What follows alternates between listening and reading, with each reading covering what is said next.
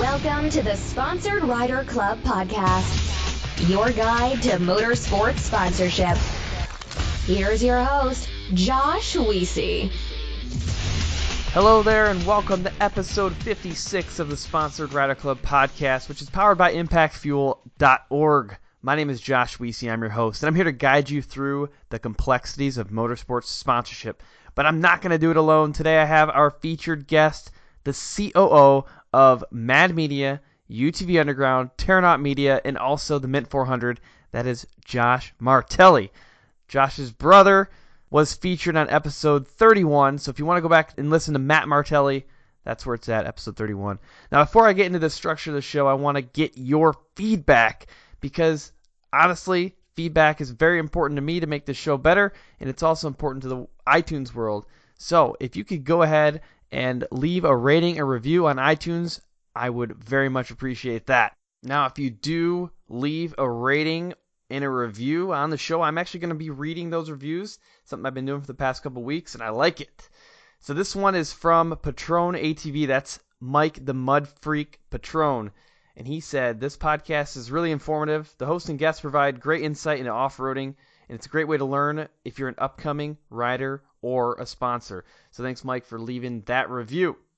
Next up, I want to talk to you about subscription. So if you subscribe to this podcast, you're guaranteed to automatically download future episodes, and then you won't miss them. So the next one I have is Tiffany Stone of Torque, and she is going to give you a ton of advice around how to prepare for podium interviews, podcasts, anything like that, public speaking related. Super fun episode.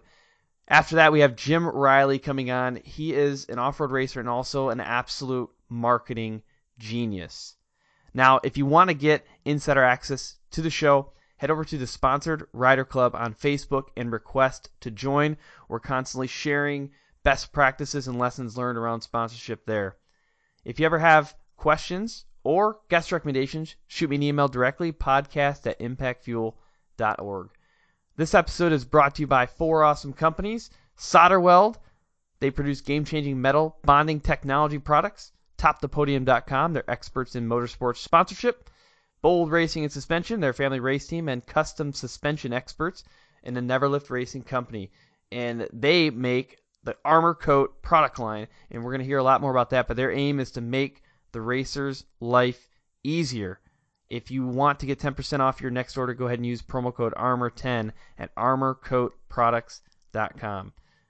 Right before we get into Heat 2, you'll hear a little bit more about all of those awesome companies. Now, the structure of this podcast is set up like a race. We will begin with a qualifier, and then we'll dive into Heat 1, where we discuss Josh's background. In Heat 2, we'll discuss sponsorship tactics and strategies. And then in the main event, we'll get into mindset, and then we'll end at the finish line where we'll get closing comments and some contact information for Josh. Without further ado, let's hop in. Welcome, everybody, to this episode of the Sponsored Rider Club podcast.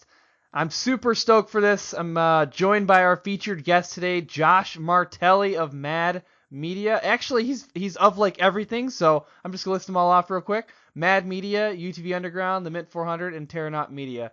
So, Josh, fill in some of the gaps from that whole thing and kind of introduce yourself. Yeah, thank you. Well, it's a pleasure to be here with you, man.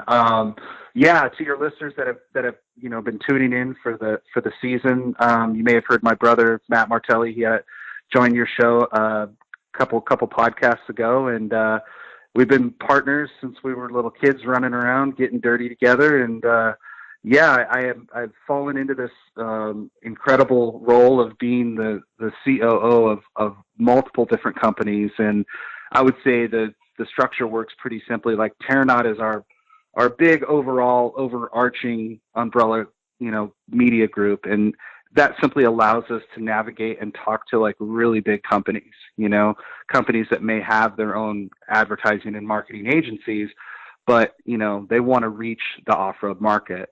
Mad Media is our video and film production arm. So that's the group that actually does the filming and the editing of a lot of the projects that we work on.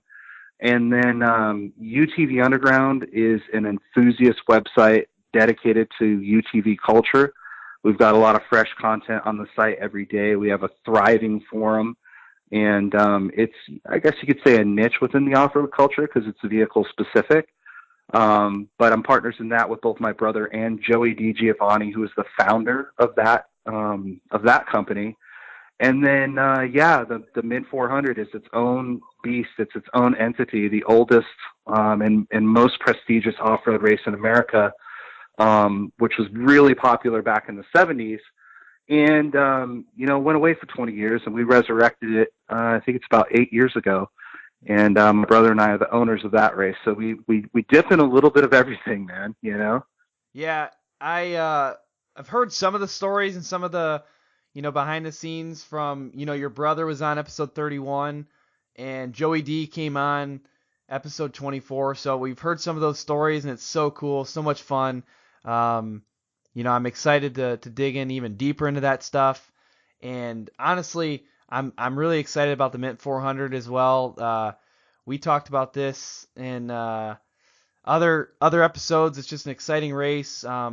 I'm actually trying to work things out to go to it next year. I went to Vegas to Reno this year, and that was awesome. Kind of fell in love with the whole desert racing gig, and I'm hopefully I can go, pit for a team next year. And Yeah, absolutely. Well, for people at home that are just hearing about it for the first time, next year, 2018 is our 50th anniversary, and it is going to go down March 7th through the 11th in Vegas. Our race course is actually about 20 minutes just outside of Vegas, and it is like the most devastating and punishing 100-mile loop that you could ever, traverse a vehicle on. And what makes the Mint special in terms of the competition is that, most desert races are point to point. You go from point A to point B. It's a straight line. Because the Mint is a lap race, it's a loop race, there's this whole other element involved in it, which is that, you are constantly dealing with lap traffic, and there's really no point during that race where you can rest or relax. So, the difference between the guys who are winning it in second place in many of the classes, it's a matter of seconds. So that's one flat tire. That's one bad pit, right? Mm-hmm. And so it's really, really exciting. And the fans that are there, we have 5 different spectator areas. So you see a lot more racing in one day at the Mint than you ever would at another desert race. And that's one of the things that really makes it special, Yeah, that's a really good point. And, like Vegas to Reno, it's hard to see a lot of the actual racing. When you do see the vehicles, it's mostly in the pits, and you're not exactly sure how close everybody is. You don't know exactly what's happening outside on the track. But one of the things is just like that whole endurance thing of you don't know if you're gonna make it to the next stop, and it's just cool, man. I mean, now I wasn't racing. I knew I was gonna make it to the next stop, but it's just a cool thing. The whole desert racing, the whole Best in the Desert series is pretty cool. Yeah, it is. I mean, this year one of the teams that we covered for Polaris was Jim Beaver's Star Car. Yeah, great program he ran, this year by putting, Tanner Faust and guys like Travis Pastrana in the UTVs. Jolene, very famous action sports star. She was in the seat with him too, and they raced the UTV World Championship with us out in Laughlin. But we chased their car for Vegas to Reno this year with Pastrana in it. Mm-hmm. And I'll tell you, this year was brutal because of the heat. I mean, the UTVs especially, everybody really struggled with that. So those guys, they put up a great fight. Unfortunately, they had some mechanical issues. So they still made it like 400 miles, though. They did pretty good. They did, man. They made it to, I think, that either second to last or the last checkpoint, and the motor finally seized on them. But it's an incredible race, and it's one that I think Best in the Desert does such a bang up job of promoting and managing. So props to those guys. Yeah, definitely. I was there for that race, like I said before, and I got to talk to Jim a little bit, and he set me up to interview Travis and Jolene, and it was fun. You guys did an awesome job too with the whole video thing. I mean, it's amazing, honestly, how much effort and work goes into that stuff. It's pretty tough for me to fully imagine, actually. You know what? It is, and the interesting thing about it is, the video production community. It's a pretty small world. Like we all know each other, and there's guys that have been filming off road for 10, 15 years, like we have, and there's new groups that come in all the time.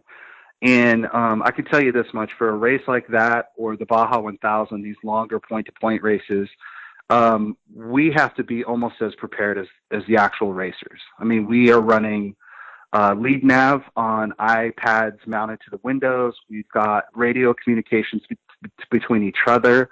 We're monitoring the race communications. We're monitoring the pit communications because, if you're going to produce a good video from a race like that, where you have no control over the environment and what's happening, you have to catch these guys at least, 8 to 10 spots, mix in some GoPro, get some cool drone footage.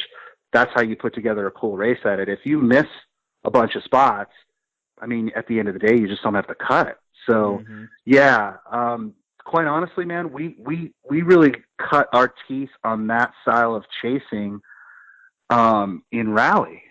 Going back to 2005, 2006, we'll get into our history a little bit, but just as a side, when Ken Block called us up and said, "Hey, I'm going to go race rally with the Subaru Rally team and Travis Pastrana. Do you guys want to come film some of these events?" We grew up watching WRC on TV, but we didn't even know there was a North American rally scene.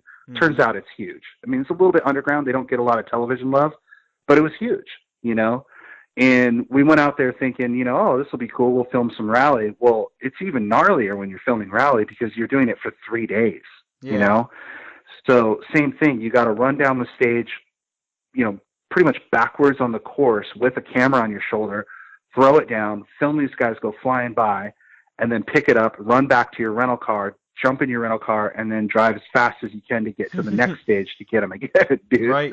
And a lot of that was in the snow. It was in the snow. It was in the fall. Like, this is Michigan, Missouri, that kind of thing. So, getting comfortable with that pace, it really is. It's kind of like going to war, and you're in your own race too, Definitely. Well, you alluded to your story a little bit there, and we got some insights into it, but that's what I want to do next in Heat 1. I want to focus on your background. I want to know your story. I want to know how you kind of got into motorsports and, how you took the path to get to where you're at today. Sure. Absolutely, man. I know my brother mentioned this in his appearance on your show too, but he and I we grew up in Michigan. We're Kalamazoo kids. We're from the southwest part of the state, and I think like a lot of kids our age, I'm 43, Matt's 45. I mean, we definitely saw motorsports on TV as kids. I remember being completely enamored with like Evel Knievel, Dukes of Hazzard, and not so much the NASCAR stuff, the road racing stuff, but anything that was in the dirt, like for some reason we just loved it. Like it totally clicked with us. In '84 we moved from Michigan to San Diego, and we didn't really know it at the time. We were young kids, but within about 5 years, a lot of our friends were desert rats. They owned quads. Their family owned sand rails. They owned buggies. And for me, it was about 1990. I just got my driver's license. A buddy of mine asked me if I wanted to go down to Baja and pit for the San Felipe 250. And I didn't even know what he was talking about. I was like, yeah, it sounds great. Go to Mexico. Sure. Lo and behold, we were pitting for Mark McMillan, for the McMillan family. And, they're a dynasty, a literal dynasty in off-road racing. Right. So it was cool because not only did I get exposed to desert racing in Baja for my first, exposure, but on top of that, it's one of the most well-run, well-organized, and by the way, awesome people, like super, super cool family, super generous. They take care of their people. So it was just an all-around rad experience. And it stuck with me, and it was something that, I was super stoked to have that experience. So that's about 1990. So I guess flash forward, Matt and I went to Helix High School. We came up through their graphic arts ROP program. We just so happened to have two incredible instructors that probably should have not been in that program. They were way overqualified. Yeah. That high school ROP program fed right into Palomar Junior College, and they too had some very progressive professors who were teaching everything from screen printing to, this is like Photoshop 1. This is early. I think we were still on like Macintosh Quadros, right? Mm-hmm. Matt caught the bug on the graphic design side. I gravitated more towards music, and I ended up going to Chico State for recording arts, and I did a minor in business. And meantime, Matt started Mad Media. So he started Mad Media, and he was servicing a lot of action sport companies down here in San Diego, building websites. Osiris was one of our early big clients. And a good friend of my brother's, Vince Knackle, was a up-and-coming photographer who had access to a professional studio. So basically, I would come down during the summer while I was at school and work with my brother, and we were working on these campaigns for Osiris, for Expedition, for some of these bigger brands. And then eventually we started doing work with Transworld. So you got Transworld Surf, Skate, Snow, BMX, and Moto. And, some of the photos that we're shooting are turning into cover photos. And, some of the excess work that was coming through their shop, they were feeding to us. We started doing cool campaigns for like, Honda and all this kind of stuff. And keep in mind, this is right around, between 95 and 2000 when the first X Games comes on TV, and all of a sudden, all this non-endemic money starts pouring into action sports. Mm-hmm. In retrospect, you could look at that and say, well, that was good and bad. There were a lot of young kids that became very wealthy very quickly at that time. And there were a lot of corporations who both did very, good things and took care of those kids. And there are a lot of ones that, more or less extorted them and they're no longer professional athletes to this day. I mean, that's a whole nother side topic, but just understanding that like we were right in the mix of all of that. Now we knew, Ken Block, one of the founders of DC, we knew him pretty well. And, he invited us out, like I said, to shoot some rally racing. And, it was that experience of shooting rally and then Subaru seeing our footage and realizing that we were capturing a very authentic use of the WRX STI that their agencies could not duplicate in their own commercials. So it's pretty funny. The stuff that we were filming on $5,000 Panasonic HVX 200 cameras looked better than the commercial stuff that they were filming, that was coming out of their advertising agency. So initially they licensed our footage and they put it in these STI ads, but very quickly they came to us and they said, listen, you guys want to bid on doing the next STI commercial? And we're like, yeah, hell yeah, we do. Like, right. So our first car commercial that we ever shot was with Travis and Ken out at Willow Springs Raceway. And, we went from being, two skateboard rats who were just mulling around in graphic arts ROP classes in high school to, standing there with a crew of about 40, 50 people and a pretty decent budget. And, it was like go time, So, that was a pretty pivotal moment in our career and our development. And it wasn't too long after that we sat down with Ken and he had this idea for doing a car video that was like a skate video. He had just done an autocross event and he was like, there's a way to do this and make it cooler. We brainstormed a little bit. That's when, we heard the word Gymkhana for the first time, which had been used historically a lot. But,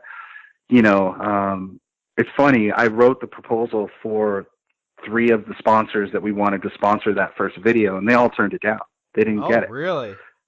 Oh yeah. Yeah. I don't want to name names, but it's pretty funny. It was a concept on paper that they couldn't understand. And we had to go out and basically just do it on our own, and then show, proof of concept. Right. and it worked. It blew up. It got crazy after that.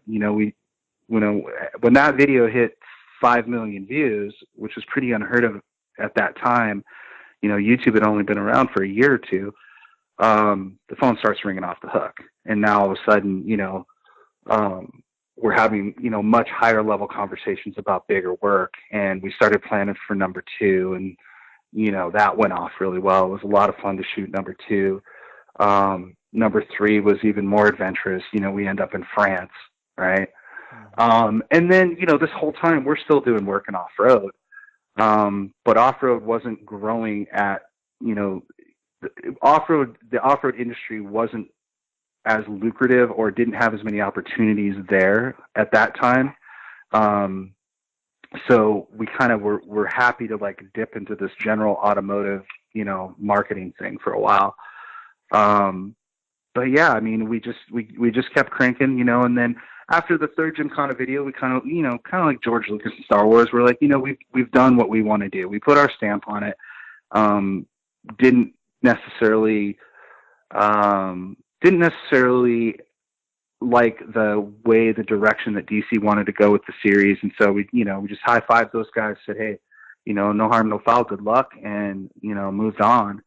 And that's when we kind of pivoted and we're like, put our full attention in off-road. And, right about that time, the marketing director for General Tire called us up and said, hey, we're going to resurrect the Mint 400. And I would love for you guys to shoot the coverage of it and make a TV show out of it. And we're like, cool, we're in. And we did. And I think the biggest thing that happened with that opportunity is, so the way that we shot that television show is the way that, sort of the cinematic, super cinematic style, very dramatic music. But we also licensed like Queens of the Stone Age tracks, right? And we had all this other, all these other elements that, we knew what our audience would want to see. So instead of the typical, like, guy standing there with the microphone, hey, here we are at the Mint 400, we're like, what, let's do this like a feature film. Let's make this super cinematic. We found this guy to do the voiceover named Dick Urvesty, who's got an incredible voice. And, instead of running it on Speed Channel, we pushed it through our friend's network and got it on Fuel TV and cracked open this whole other market for General Tires. So, basically we duplicated that the next year. And then the guys who were running the Mint got into some financial issues with the BLM, and they hadn't done the desert improvement cleanup the right way, and they weren't sure they were going to run it a third year. In fact, they were pretty sure they weren't. And so we just made them an offer on the spot to buy it.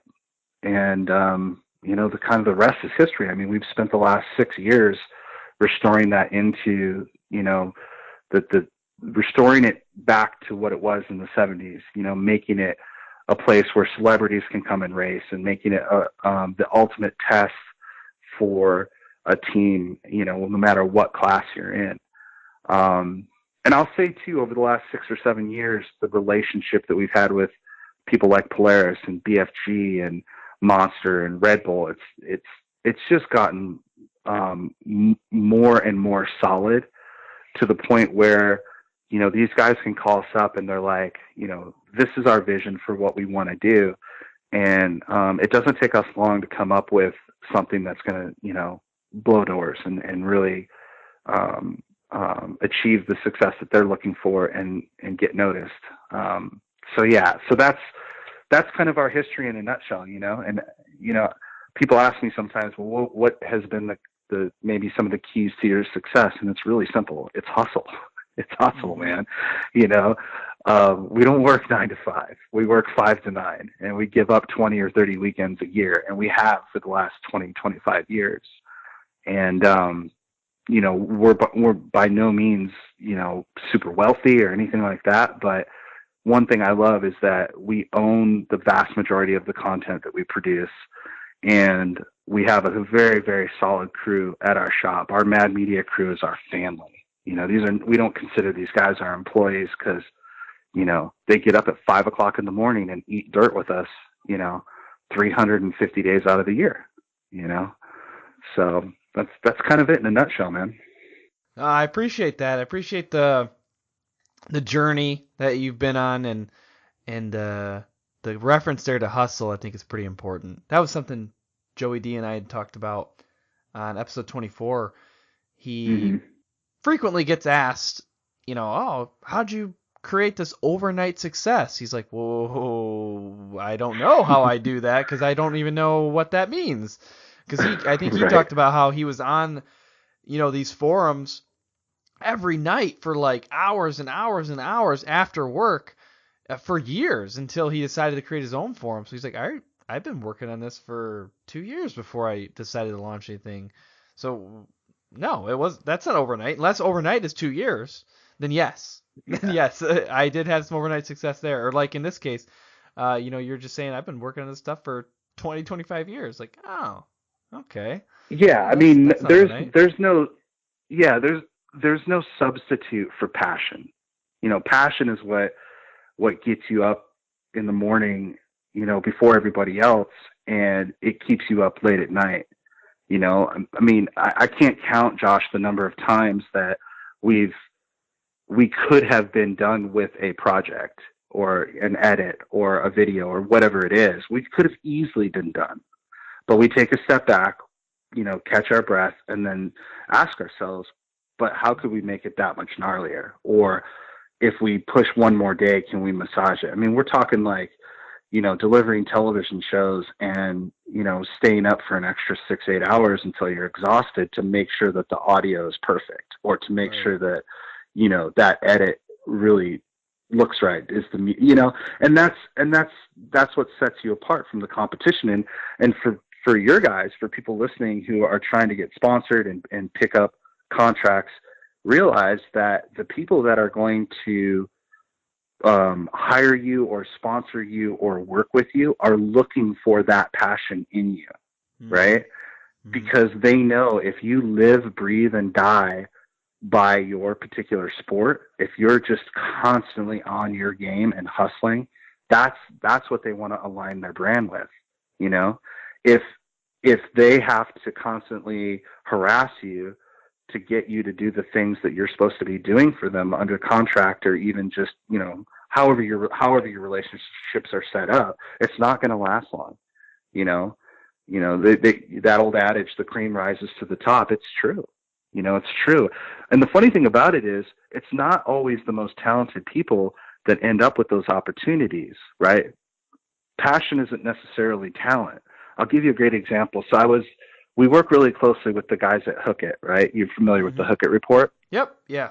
So the other day we were doing some research because a client of ours wants to align their products with some tastemakers in different sports. Okay. And one of the sports that came up was surfing. And in the back of my mind, because I'm 43, I'm thinking, well, it'd be rad if we could get Kelly Slater, or it'd be rad if we could get, so-and-so, right? And so I'm like, I wonder what the Hook It report says. So I pull up the Hook It report, and who's at the top of the list? Well, Kelly Slater's got the most followers on Facebook and Instagram, but who has the best engagement? Is Jamie O'Brien. And it's the engagement number that's the most important. Jamie takes the time to respond to posts, to respond to direct messages, to actively communicate with his fan base. And that makes him a far more valuable athlete to the people that pay him than Kelly Slater.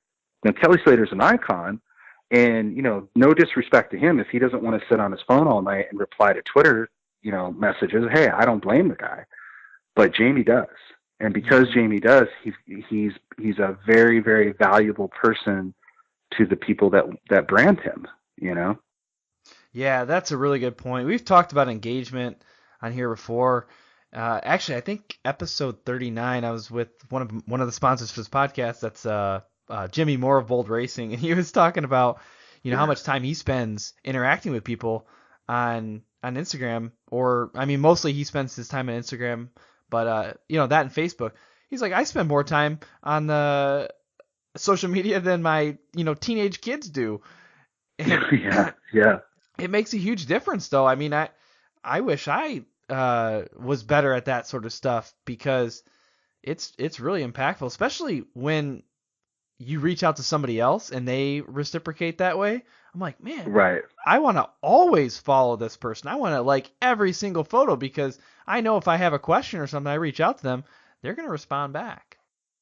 Yeah. Yeah. I mean, one way to look at it is, as a professional athlete or an entertainer or somebody who, relies on a fan base to basically be a proof of concept for your sponsors, it's incumbent upon you to foster those relationships. And it's not that you just want followers. It's that you want cheerleaders, right?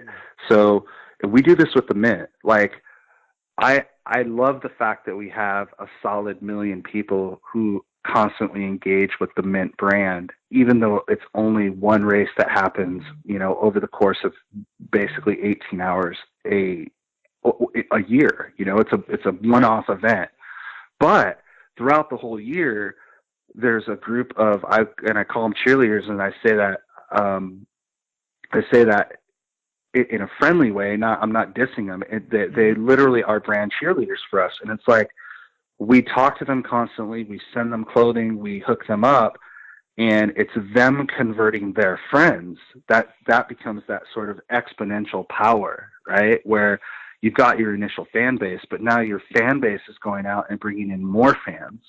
And that's the power of social media. The power of social media really is the ability to reach people exponentially. Now, let's be honest, Facebook, Instagram, Twitter, all these guys have found a way to monetize that and to pump the brakes, and you have to play all these games, to have access to it.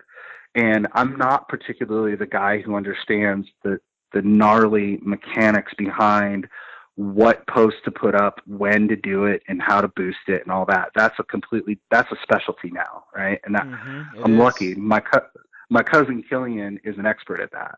And every time some new feature comes out, he's in my office going, this is what this means for our client base, and this is how we adapt and offer a service to make this work for them. Mm-hmm. So that's something I think that your listeners should think about too, is, I don't think anybody is expecting a pro athlete to wake up at 5 o'clock in the morning, work out, have a perfect meal, then go, practice in your vehicle all day long, then work out again, and then have another perfect meal, and be doing social media posts that entire day.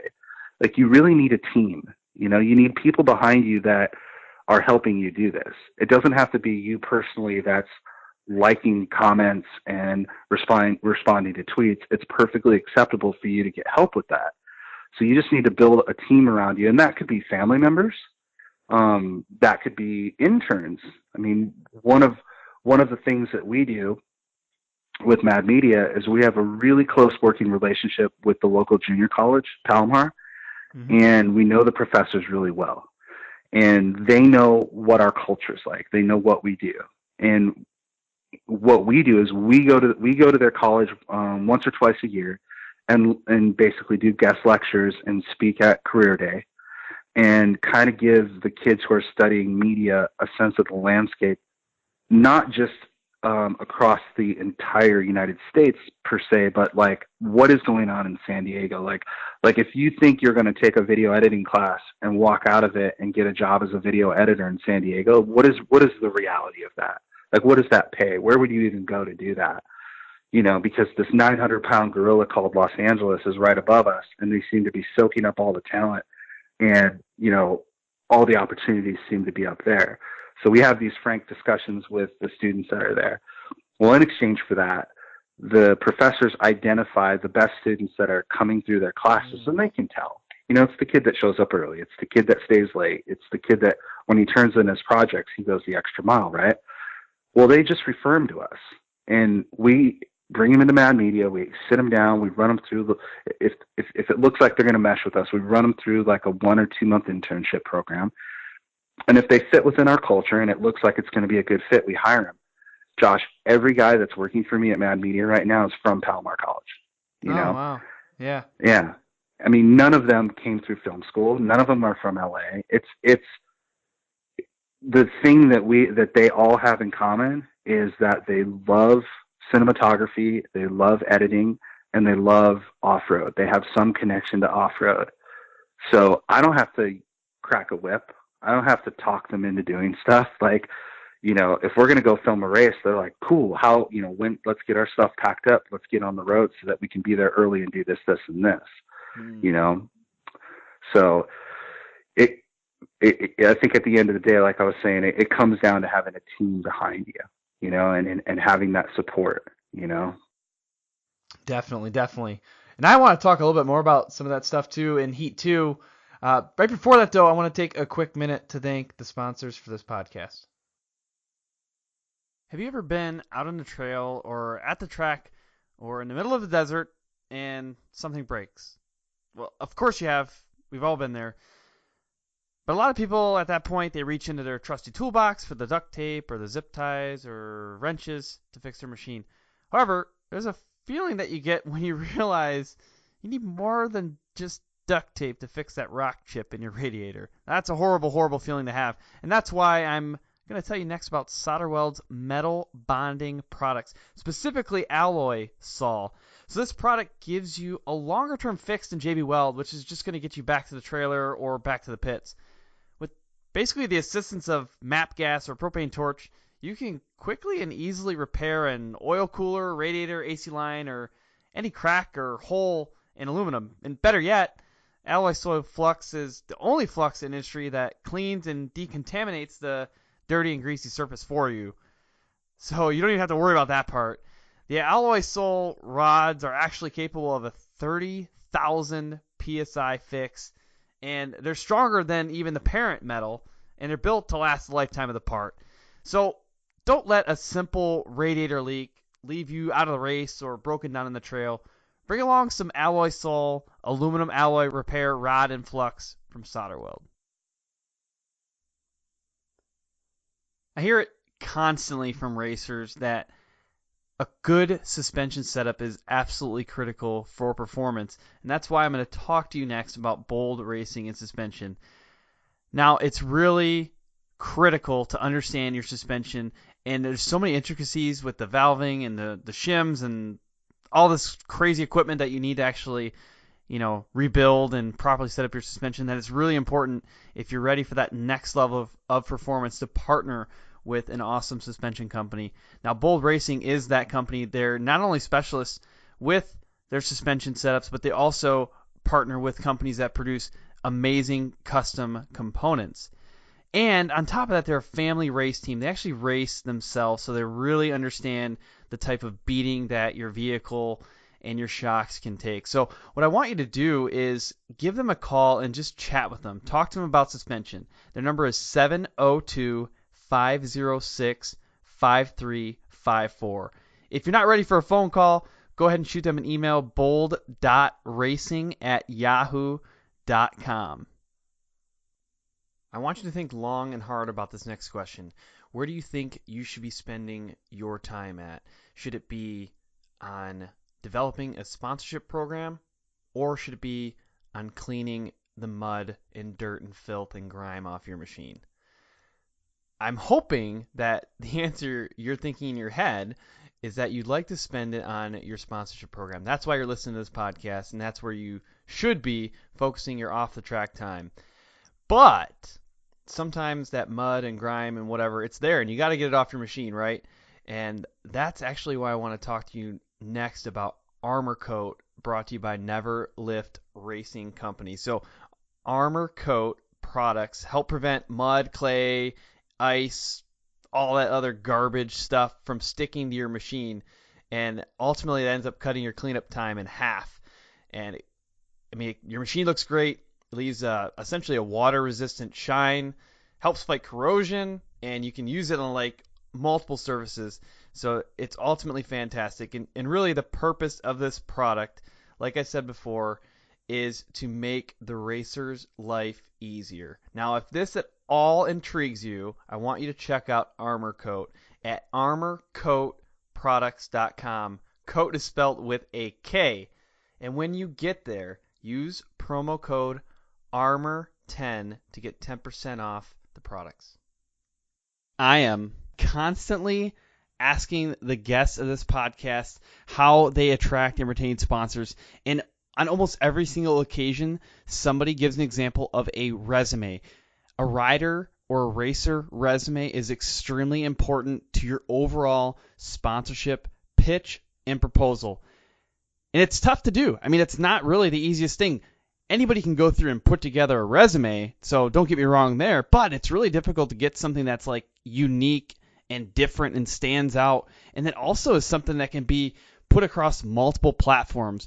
Well, that's one of the things that I want to talk to you about next, is how topthepodium.com can actually help you build a race or rider resume that can be used on multiple platforms. I'm talking like website, PDF, something you can print off that's interactive, that looks fantastic. It looks absolutely professional. Well, that's because it's made by a professional. This is the type of thing that's going to set you apart from the crowd, and that's going to position you for a strong sponsorship proposal. So what I want you to do next is go to topthepodium.com, and if you have a question, there's a little chat icon that pops up on the side of the screen when you go to topthepodium.com, and you can go ahead and type your question right there. Jeff Vanestal, he is the owner of Top the Podium. He's going to be able to respond to you directly. So check it out. All right, welcome back, everybody. We are now in Heat 2. That's where we talk about some of the details, some of the meat of the podcast. And before we get into some of the other things, I want to start off by understanding who some of your current partners are. Yeah, absolutely. We're very, very fortunate to have a close working relationship with Polaris, and I got to call out one guy specifically, and that's Craig Scanlon. Mm-hmm. Craig Scanlon is the current CMO of Polaris. He also, I think he's on his 4th year of racing desert in Best in the Desert. Now, I've never heard of this before. I would challenge your listeners to find one for me. You find me a CMO of a company that's that big that actually races and participates in the sports from their product. I don't know that it exists. You know what I mean? I don't know about that existing either. Yeah, I mean, the CMO of Kawasaki is not racing motocross. Right. I guarantee you that. And not only that, the guy is as cool and down to earth as you could possibly imagine. Like, he is just super cool dude. And what I love about Craig is that when Polaris had launched the Razor, or was about to launch it, somewhere in that time zone, we're talking, I believe it was like the 800, right? This little trail model that they came out with. Craig's the guy that went around to all of the different cultures that he knew were, in the UTV community that he had to win over or understand, not even win over, but just understand. Like, what are the rock crawler guys in Moab going to do with this thing? I'm going to go visit them, like literally boots on the ground, and meet with them. Same with the mud guys down in Louisiana and Texas. He came out to the West Coast and broke down with all of us that ride dunes and race these things in the desert, and so on and so on. And so, Polaris has just been an incredible partner, and I think that their push on desert racing, short course racing, and some of these other trail riding competitions and sports and series and stuff like that, I really believe that they have infused not only cash but energy into off-road, that I think I don't even think people understand how valuable that has been. It'll be another 5 years, and then we'll all look back on it and go, holy crap, man, that was so needed. And it's, imagine going back, say, 20 years and watching the birth and the proliferation of motocross, and then watching that come into stadiums and become supercross. The same thing is happening right now with the UTV market. Yeah. They've been an incredible partner with us for like the last 5 years. And another really good one, and they have heritage that goes back 30, 40 years, is BFG. BF Goodrich is, an incredible partner. They trust us to take their creative ideas and basically run out and execute them. This year we produced, I think, 5 different viral video projects for them, most recently we shot with Abdullah Lopez, who is the winner of the Baja 1000 this year, right? Mm-hmm. So I posted that clip to your Facebook page the other day because I wanted your listeners to see how these brands make these connections, right? It's no mistake that we shot with him this year. Like, BFG knew that he had a really, really good chance of winning that race, and they made sure that we got an opportunity to carve out some time and do a private film shoot with him, you know? And so we're super stoked on that. So, you know, that's just two. One thing that's really cool about our business, Josh, is that we get the opportunity to work with a lot of medium-sized companies. And I say medium, they're multi-million-dollar companies like Rigid Industries, great bunch of guys. We do a ton of work with Rigid. And, you know, even guys like, you know, Dugan's Engines. And, you know, we just finished a piece the other day for a group that does all the race transmissions for our sport, right? And I love that. I love that we, in a given week, will do work with the big guys, and we're working on these big, sometimes complex projects. But at the end of the day, you know, we're also doing stuff for the medium-sized guys and even some of the smaller shops, you know, and smaller race teams. That keeps us humble. That keeps us honest. And it's a way for us sometimes to give back to the sport, you know. The other cool thing is, you know, the way our shop is structured, you know, the guys that have just started working with us that maybe their chops aren't quite up to full speed yet, you know, we do a lot of smaller projects so that those guys can get their feet wet, you know, and that's how they learn. You know, if the client doesn't have a big budget for a video project, you know what, that's okay. I'm going to put my learner dudes on it, but I'm going to oversee it and make sure that it's rock solid. So, you know, we have a great relationship with Monster and Red Bull. I think we're one of the few production groups and marketing groups to be able to kind of dip into both of those worlds. You know, it's tough. Sometimes you have to sort of pick a side, so to speak. Yeah. You know, just by virtue that they're competing in the same space. But yeah, I mean, those are the big guys right now, you know? You know, I think you might not think of it this way too, but I think another group of partners that we should mention, especially with the Mint, is, you know, the folks at the city of Las Vegas, you know, everybody that helps us put on that event. We work with 17 different agencies to produce that event each year. And when you put 40,000 people in the desert, you know, for 2 days, you're responsible for them. You know, you're responsible if somebody gets hurt, you know?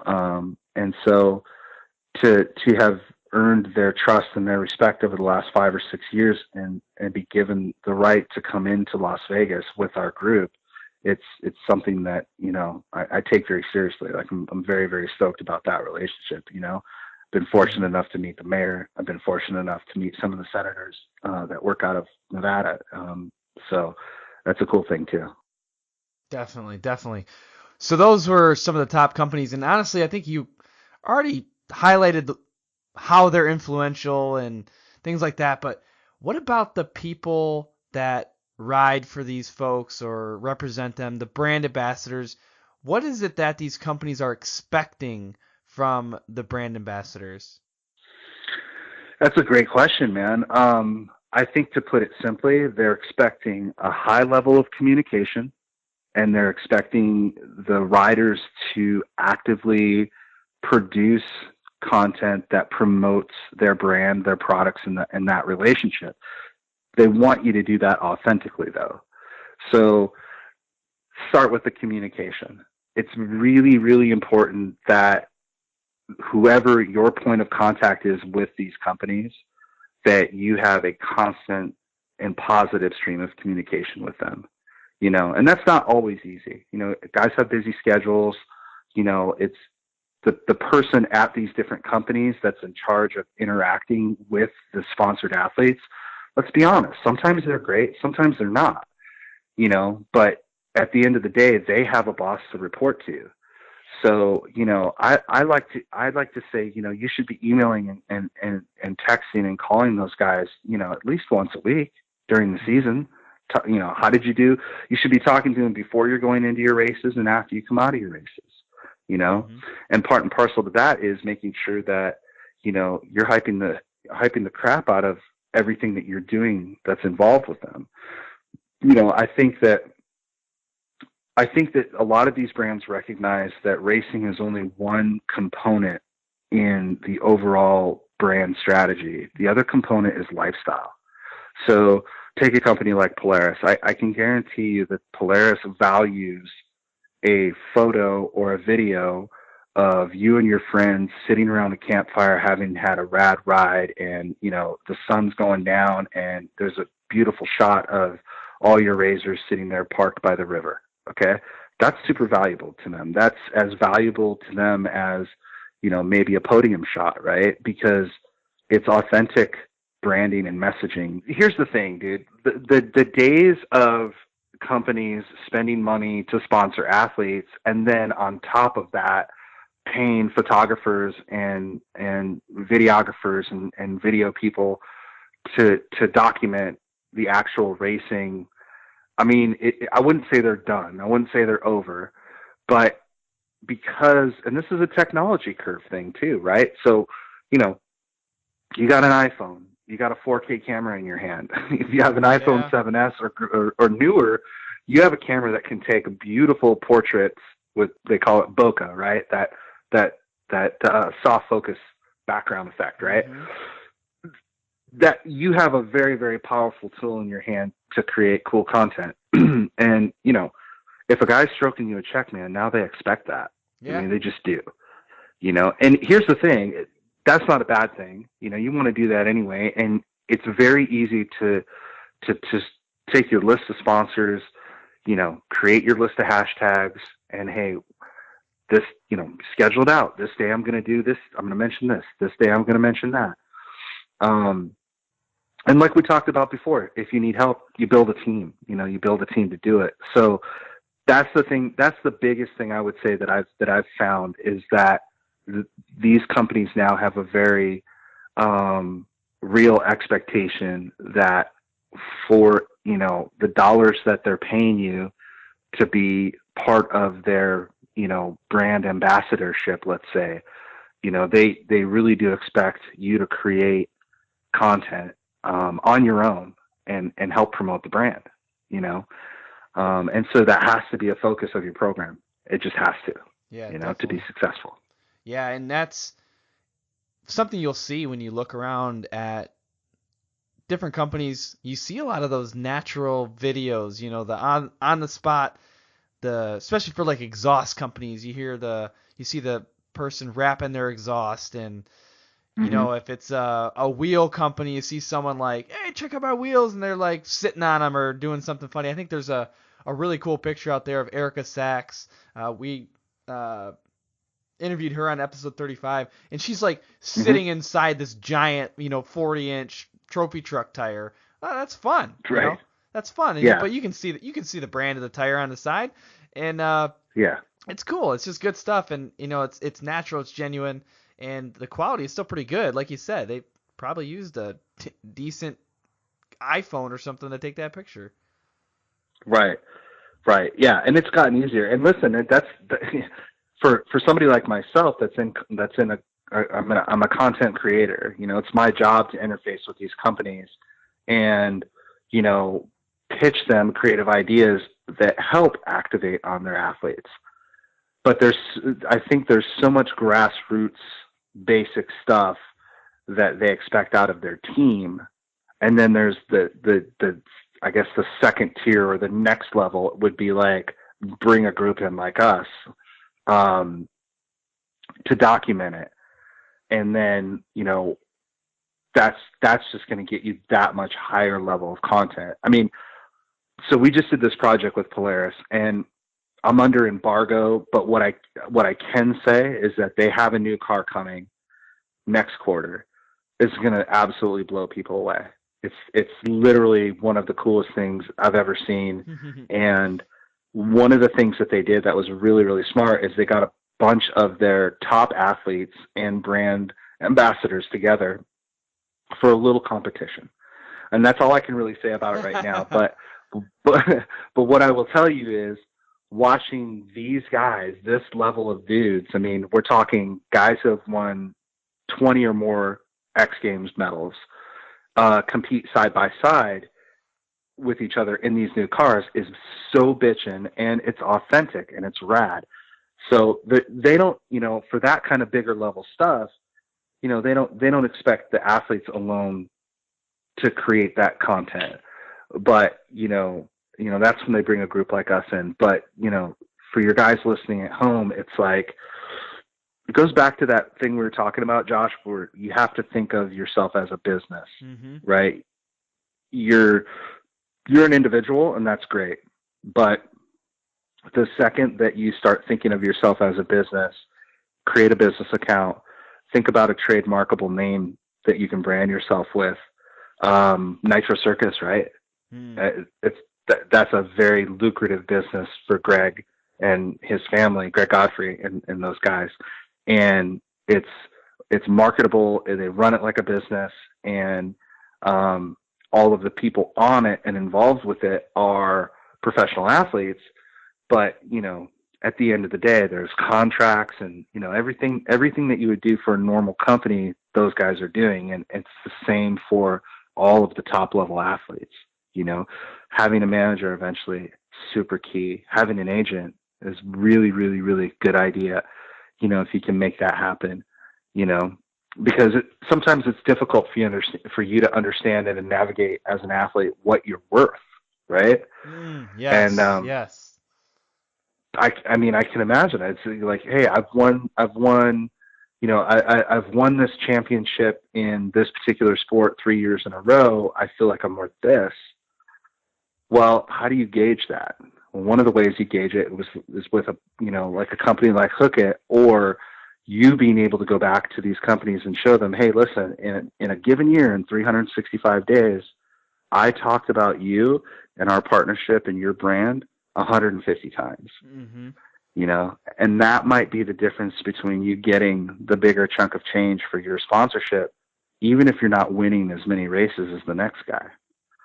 So just understand, that the days of just winning at your particular sport and that being enough are probably over. I mean, there's going to be exceptions, and there's a few guys that crush it, but even those guys, there's an expectation of content return, Definitely. One of the things I want to talk about is more in depth around that content creation.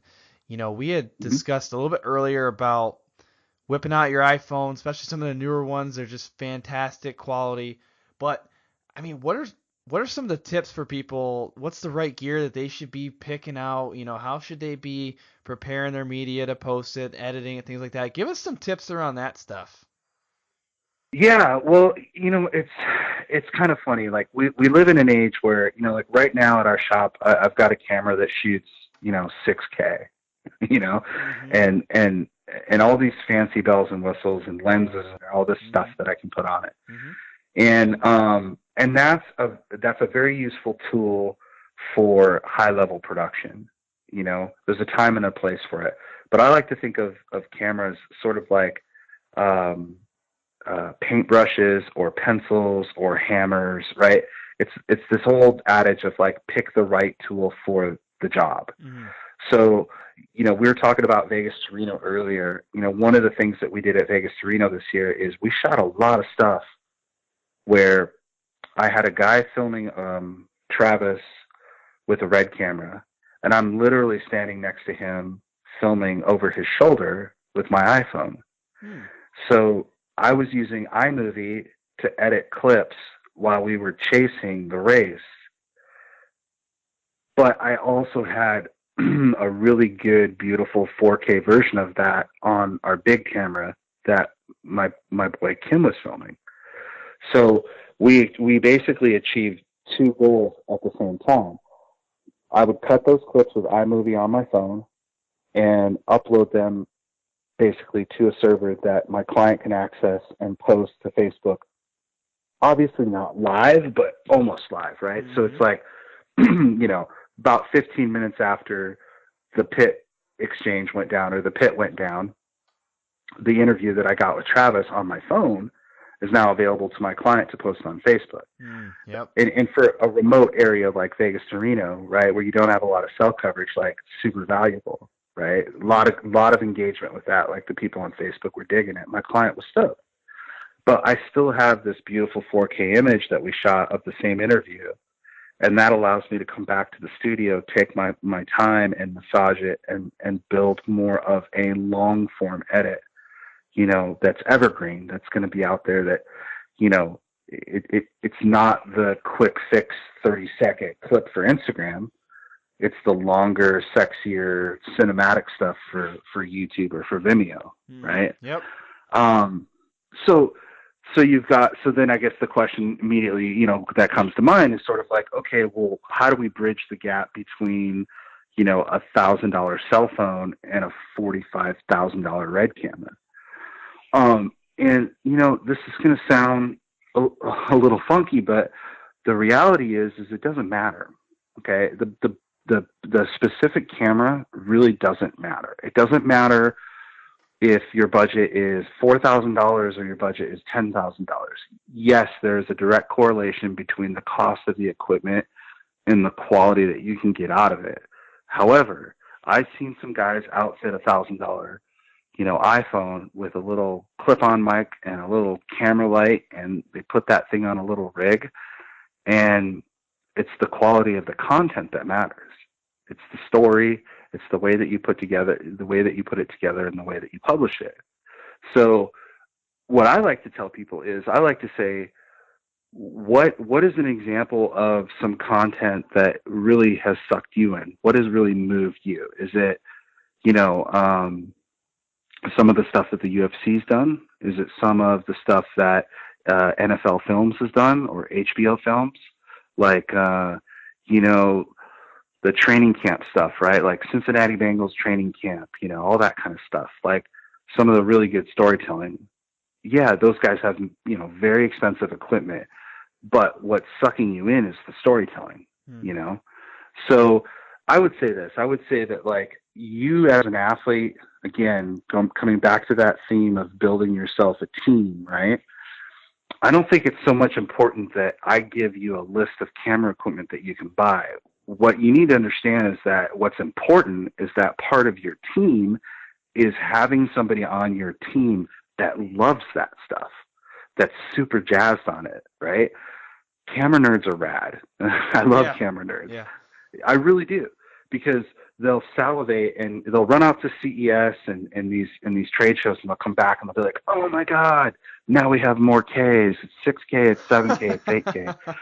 And as a business owner, I'm just seeing, like, you know, dollar signs like flying out of my wallet, right? But it really doesn't matter what the camera is. What matters is how you do the storytelling. So where are you going to find a kid who's very passionate about storytelling and add that kid to your team? That's what you need to do. I just hired a kid like this.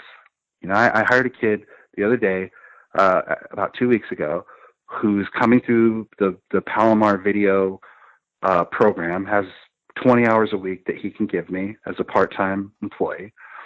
And he's super, super passionate about old BMWs and road racing those old BMWs and cinematography. And he does have a connection to off-road too, which is rad. But the kid comes in and I see the passion oozing out of him. And then he shows me some of his work.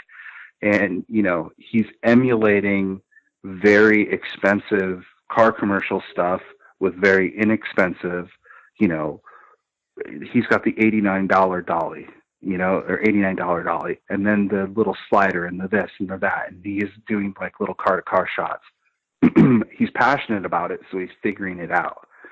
So to me, I look at that and go, I don't really care what camera you film this with.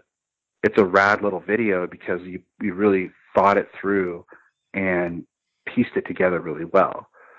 So if we're thinking again about our team, right? So if you're an athlete and you've got a modern cell phone that's got a great camera, there's a certain expectation that you're going to produce that content and do your hashtags and your call outs the right way, right? that next level is to add somebody to your team who's as passionate about camera crap and cinematography and editing as you are about your sport. Find that guy. And that could be junior college. It could be art school. It could be somebody in your family. Mm-hmm. Put them on your team and then coach them and train them about what's rad about your sport, right? Like, what's rad about Crandon is all those guys coming into turn one, door to door, and coming down that huge ass jump. Mm-hmm. What's rad about the Baja 1000 is seeing all those trucks fly off the start line and come through the wash. Every sport and every race has something that's rad about them. All you need to do is teach that new camera nerd what's rad about your sport.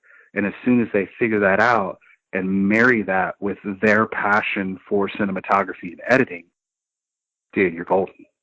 I mean, you're set. We talked about this on episode 9 with Sean Endel, and one of his good buddies loves photography and just happens to love snowmobiling. So guess who he calls every time he wants to go for a ride? He's like, "Hey, Chris," I think his name's Chris. I'll probably pronounce it wrong. Chris Niebauer. He's like, "Hey, bud, why don't you come out and take some pictures?" And he goes out all the time, and that guy brings his backpack with all of his camera equipment, and he gets some awesome shots. And if he doesn't have his camera equipment available, he pulls out his iPhone and also gets some awesome shots. But it makes a big difference. I need to find some friends like that. If people are listening right now and you're looking for a new friend in Kalamazoo area, because I'm also Kalamazoo, Michigan right now, let me know. Nice. Hit me up. I can get you McDonald's.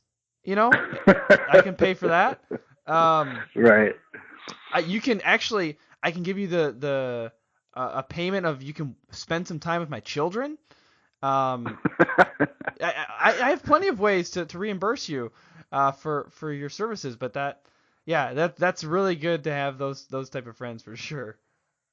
Yeah, and look, so for the people listening who are like ride or die snowmobilers, like, what your culture is like, right? You know what the cool things are. What gets you jazzed to go out and ride fresh pow in the backcountry, let's say, right? It's the same thing for the UTV guys who go out to Glamis who want to ride bulls. There's something about it that hooks you in enough to make you spend all of your time and all of your money on it and want to do it for a living, right? Those same creative people exist in graphic design, in still photography, in moving pictures, cinematography. They exist in lighting. They exist in audio. They exist in editing. I mean, when we do a big project, what I do is I handpick the guys who are as passionate and enthusiastic about their individual craft as we are about producing the video. So take the XP1K videos, right? Mm-hmm. One of the most important aspects of the XP1K series that we did with RJ Anderson and Polaris is the sound, right? Because when those videos are running, it's raw. Like, we don't put music to them. We want you to hear the motor. And let's face it, a UTV, a CVT, a UTV motor, it doesn't grab gears that obviously, right? It is, but it's not. It can sound like crap. So this is like this nemesis that we've had to deal with. Like, how do we make these videos sound like they really sound in person? Like it's tearing the roof of your head off. Well, I gotta go find the audio guy who can help me record that. And I got him, right? I found him. And, he's hanging like 7 microphones on this car. He's giving me 7 different audio sources, like going way above and beyond. But the reason he's doing that is because he's looking at everybody else on the crew and going, well, that guy brought 17 different lenses for the camera. And this guy's over here and he's making sure that this ramp is perfect. And oh, by the way, RJ Anderson's getting in the car and he's going to huck this thing, 170 feet. So, it's those types of people are out there. And when you find them and you hook them, on what it is you're doing, you're stoked, and that's, we grew up with that, that we saw that in action sports before there was ever any money in skateboarding and surfing and snowboarding. There was always that one bro that would show up with a camera and film something, you know? And what I loved about growing up in that culture is that you didn't have to be a film expert. You didn't have to go to film school. Nobody cared if you know, had a degree, you know? It was just like, you're the dude that showed up with the camera and you just happened to film some crazy stuff, you know? So. Definitely. Well, that's been a lot of really good information around, you know, some content creation suggestions and, you know, sponsorship expectations. What I want to do next is go into what I'm going to call a condensed main event. I'm going to ask you one question in our main event around mindset, and then we'll hop into the finish line after that and kind of wrap things up. So Cool. The one that I like to ask people is around direction. If I have only one question around mindset, I like to ask around direction because I want to know what's next for your motorsports career, and ultimately I'm trying to get to the human element of why is it challenging to figure out what the right thing is to do next. Well, I mean, we're operating in a world that there's a ton of noise. You know, there's a ton of noise. There's a short attention span. You know, it can be tough. It can be tough to sit down and get your thoughts straight and plan your career trajectory beyond a month, let alone 5 years. I mean, most of us listening, if you're under 50 years old and you didn't go to business school, you didn't have this formal training, but the idea of starting a company without a 1, 3, 5, 7, 10, and 20-year business plan, in the past, it was ludicrous. Mm-hmm. You know, if you're going to pick up partners, if you're going to have investors, if you're going to grow a business into a multi-billion-dollar corporation, it all begins with a simple business plan, you know, and in our industry, in the motorsports industry or power sports industry, you know, it's interesting. All of the companies that manufacture the vehicles that we all love to ride and drive have that discipline. They have a group of people at their companies who create business plans, who create marketing plans, and, you know, that's tied in with engineering and part supply. I mean, I can't imagine the complexity of what some of these groups have to go through just to create a single machine, a single model, you know, and they're all relying on, you know, marketing to make great strides to educate the public about the value of their product, right? And to a large extent, the athletes that are promoting the brand, right? So it can be very, very tough for you, you know, to bear some of the weight of that on your shoulders as an individual athlete and sort of figure out, like, geez, what am I going to do? What am I supposed to do? Mm-hmm. You know, as somebody who's not a competitor, you know, I'm not a racer. I have to have a very wide and macro view of this industry. And by industry, I mean not just the off-road industry. I mean the entire automotive industry, including power sports. I have to take a step back and look at, you know, well, what is the effect of self-driving cars?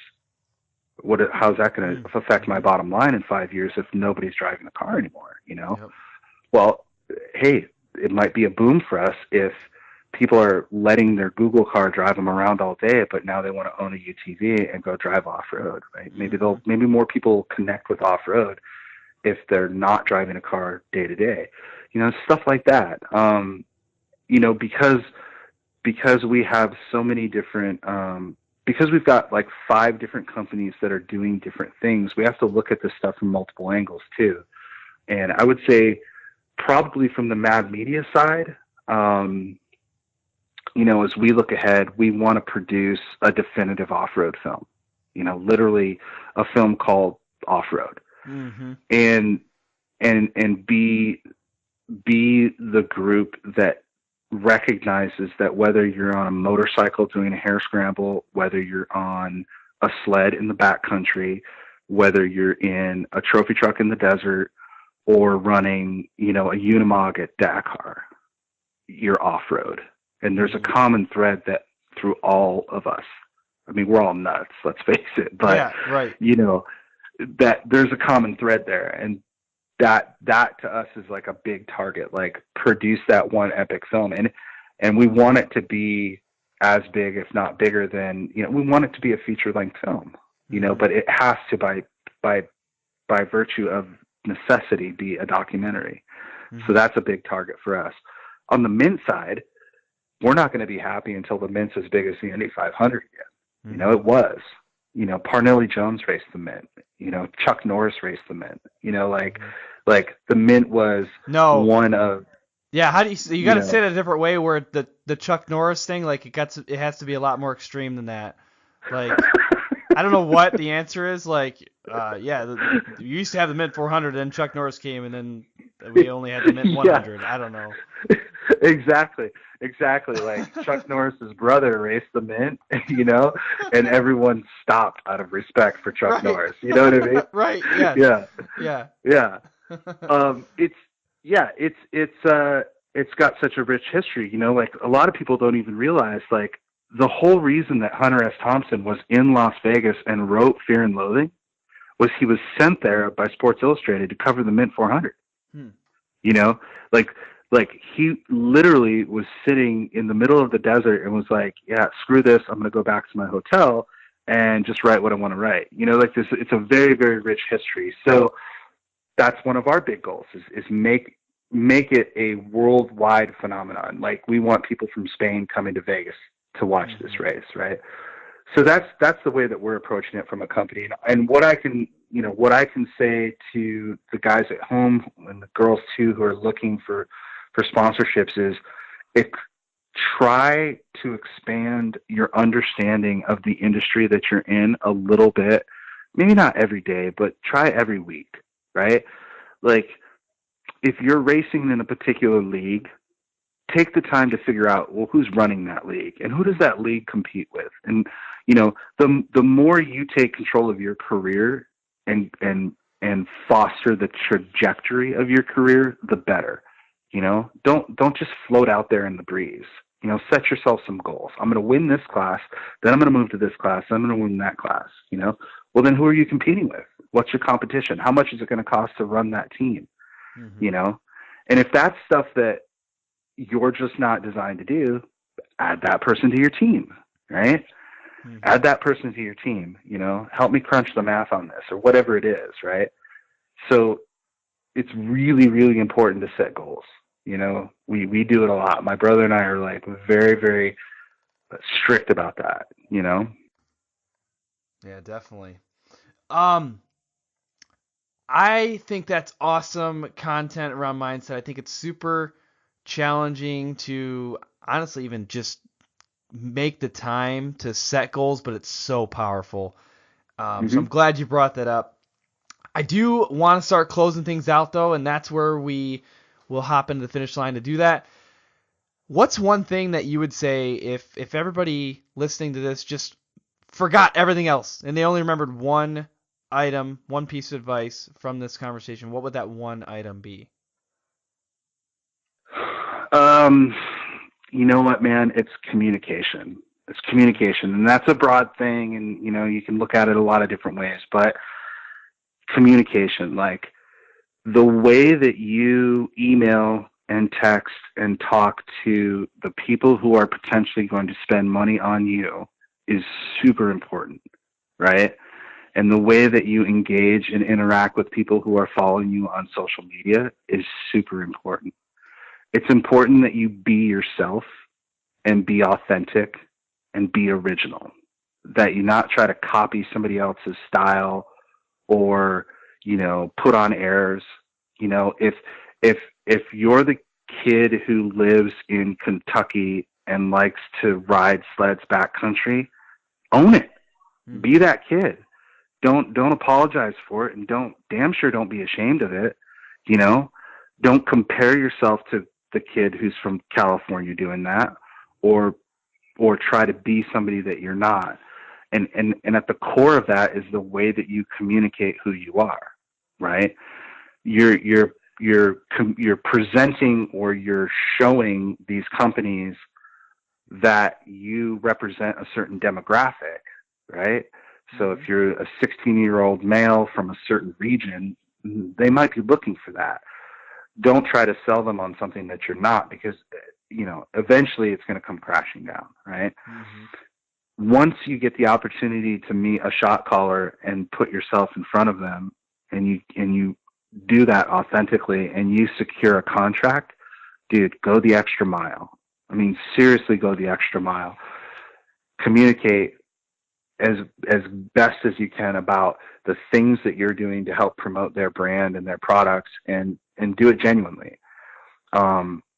What I think is really important is if your contract is for a season of racing, when you get to the end of that season, yeah, you need to obviously be all over social media thanking everybody that helped you, whether you finished, whether you took home a championship or you finished 15th, right? You have to act the same way. And then, dude, sit down and write a letter, send a bottle of wine, make people understand how grateful you are for every dollar they spent with you to help you do this. Because everybody wants to get paid to race. Everybody. And everybody thinks they're a great racer. So if you're one of the lucky few to get your program financed, I mean, dude, we go wash their cars. Whatever you have to do to show them that you're grateful, do it. Because let me tell you something. I've had conversations with, big companies, with the person in charge of the race program. And again, it's not just a matter of winning races. Yeah, that's important. They need to be able to brag about you.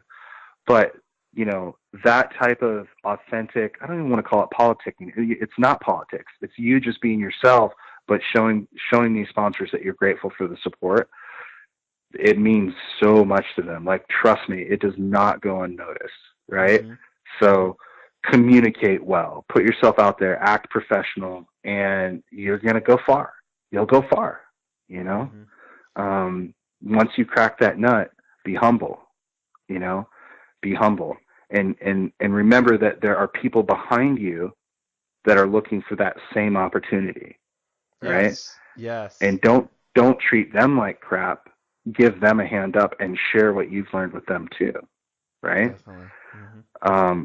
There are some senior athletes at some of these programs that are specifically paid to help bring these young kids up, and that's a cool thing too, Mm-hmm. So communicate, man. That's the big one.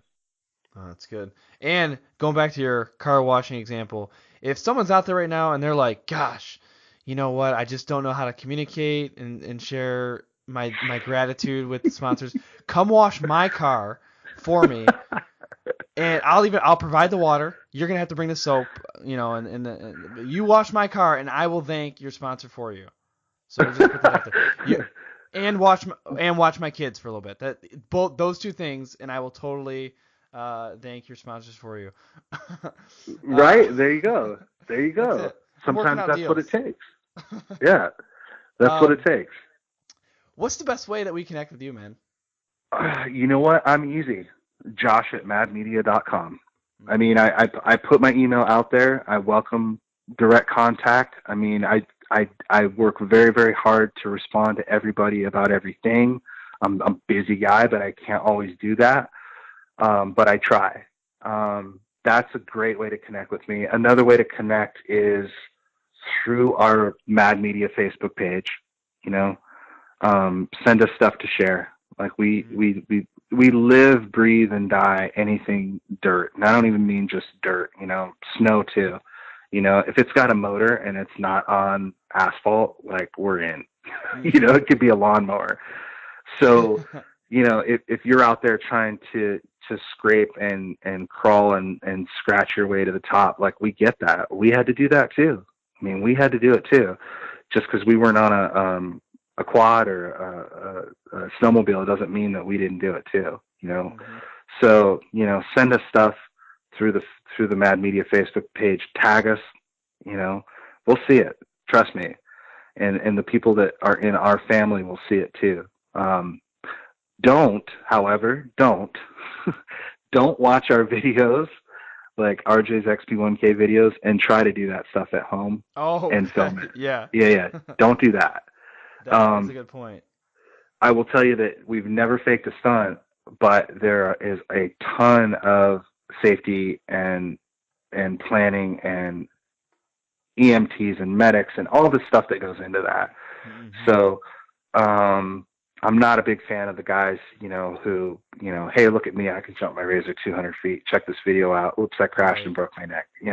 That's just jackass shit. Like, that stuff's tired. So yeah, they hit me up, email me, and I will be happy to share what knowledge I've gained over the last 20 years in this industry with anybody who comes correct. That's perfect. Well, I really appreciate you taking the time tonight to chat with us, sharing a ton of good information around content creation and communication, and some of the really strong sponsors in this industry and what they're looking for. So awesome stuff. Really appreciate it. And at this point, I'm gonna leave you with this: have fun and ride safe. Yeah, Josh. Thank you very much for listening to this episode of the Sponsored Rider Club podcast. I hope that you are getting value out of this. That's the reason why I do this, is so that you can become a better version of yourself in the motorsports world. Now, I would really appreciate it if you subscribed to this podcast so that you don't miss any of our upcoming guests. Our next one is Tiffany Stone of Torque. She is going to give a ton of really valuable and detailed advice around preparing for podium speeches, podcasts, any sort of interview or public speaking. She lines it up for us, so definitely don't miss that episode coming up next. After that, we have Jim Riley coming on. He's not only an off-road racer, but he is a marketing genius. He actually is running his own tequila brand, and the way that he thinks about marketing is just out of this world. Another thing I would really appreciate is if you headed over to iTunes and left a rating and review. That really is a great way to support this podcast so that we can continue to pump out episodes and produce great content. A special thanks for this episode goes out to our sponsors, Neverlift Racing, Solder Weld, Bold Racing, and TopThePodium.com. Additionally, if you want some other fun behind-the-scenes look at the podcast, go ahead and follow us on our social media accounts. You can find us at Facebook, Instagram, or Twitter. I look forward to serving you again next week, but until then, have fun and ride safe.